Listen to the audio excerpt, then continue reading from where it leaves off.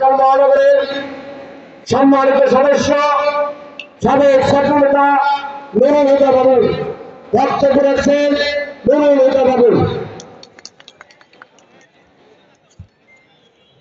বিসমিল্লাহির রহমানির রহিম। আলহামদুলিল্লাহি রাব্বিল আলামিন ওয়াসসালাতু ওয়াসসালামু আলা রাসূলিল কারীম।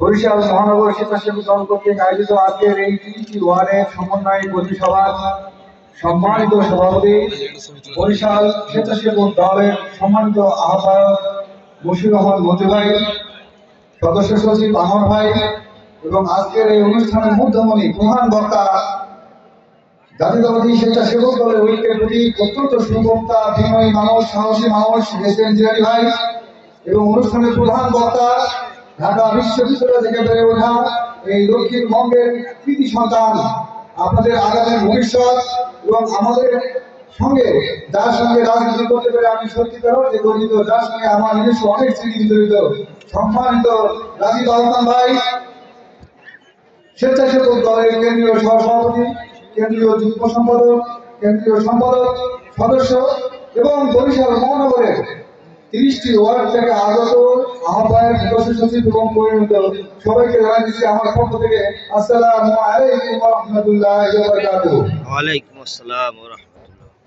প্রিয় সহযোগিতা সাথীরা, আমি প্রথমে আপনাদেরকে একটি জিনিস জানাতে চাই, আপনারা কতটা সৌভাগ্যবান।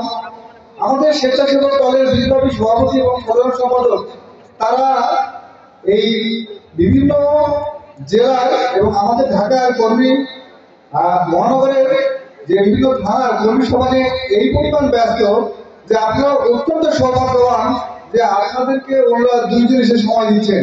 তাই আমি আশা করব আপনারা যদি একটু তাদেরকে হাততালি দিয়ে সম্মানটা জানান প্লিজ।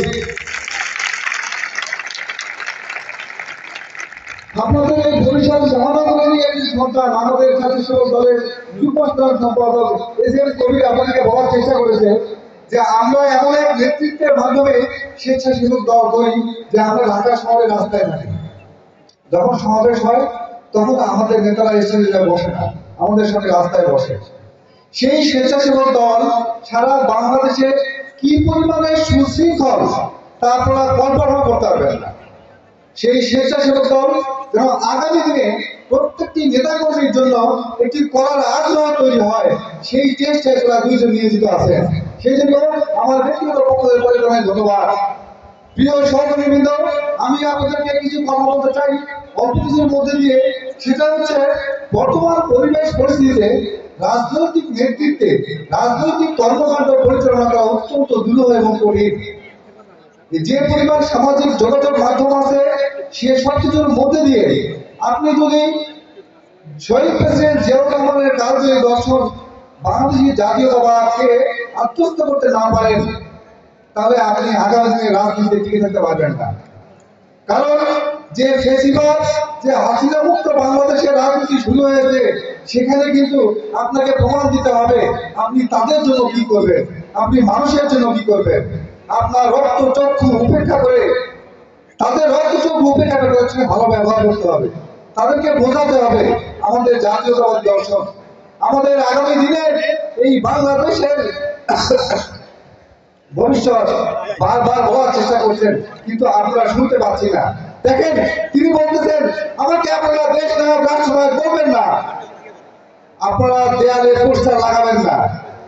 দেখেন এই কথাগুলো বলার মধ্যে দিয়ে অনেক ধরনের এক ধরনের সাইকোলজিক্যাল দিক আছে, এগুলো বোঝার চেষ্টা করেন। উনি বারবার বলতেছে আপনারা মানুষের কাছে যান, মানুষের সঙ্গে থাকুন, মানুষের পাশে থাকুন, মানুষের জন্য কাজ করুন।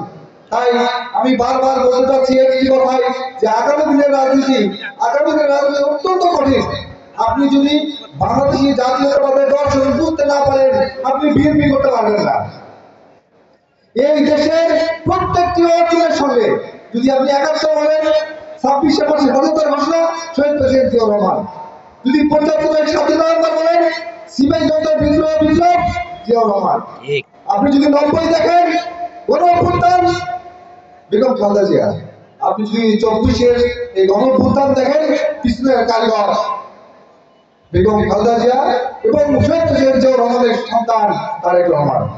এই ৫৩ বছরের বাংলাদেশের প্রতিটি প্রতিটি ভবিষ্যৎ প্রতিটি অভ্যুত্থানের সাথে প্রতিটি ভালো জিনিসের সাথে বিএনপি জড়িত, যার কারণে দেশ নেত্রী বেগম খালেদা জিয়া এই চ্যারিটেবল ট্রাস্ট দুর্নীতি মামলায় উনি যখন আত্মপক্ষ সমর্থন করার জন্য একটি জবানবন্দি দিয়েছিল, সেখানে একটা লাইন ছিল, সেটা হচ্ছে বাংলাদেশ ওই দেশের মানুষের ভাগ্যের সঙ্গে আমার নিজের এবং আমার পরিবারের ভাগ্য এক সূত্রে গাঁথা হয়ে গেছে।